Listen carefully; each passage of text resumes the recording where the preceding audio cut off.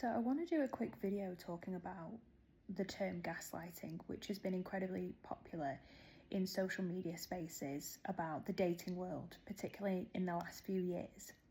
And while I think the term is valid, and I think there are examples where people have been gaslighted, and it's important to understand that type of manipulation, I think it has now been used incorrectly when talking about dating.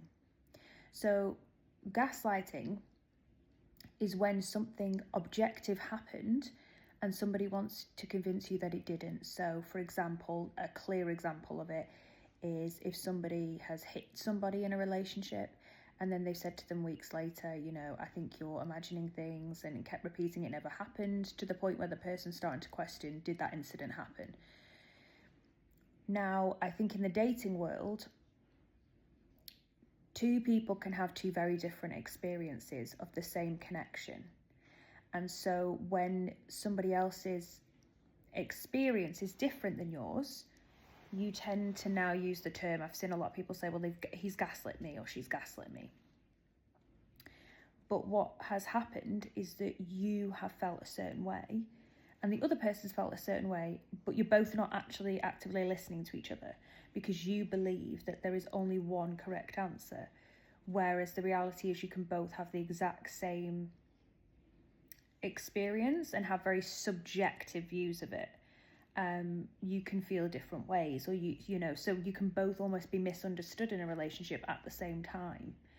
And I think now, because people don't want to do the work to understand how the other person feels, it becomes a situation where everybody's calling each other gaslighters. And a really good example was on Maths with the gay couple. They were having an issue, and basically all the other participants were kind of listening to the issue, said about the couple that they're both actually valid, they're just not listening to each other. But one of the contestants had told the other one that he was a gaslighter.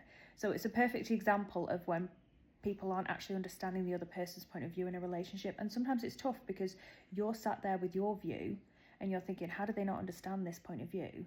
But then if you think they're wrong, it's also an exercise for you to say, well, actually, what is valid in what they've said?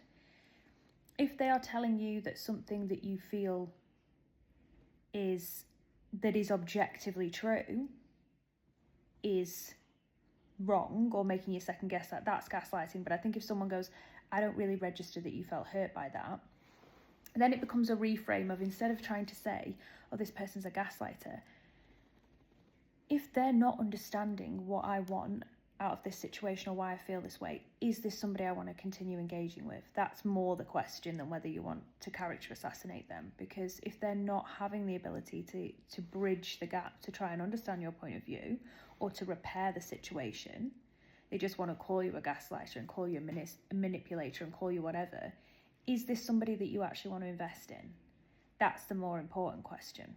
But yeah, I just wanted to do an example here. And I know a lot of people might challenge this, and that's absolutely fine. But I think gaslighting has been used far too frequently without a real understanding of the difference between emotional manipulation in abusive relationships and just two people on very different pages.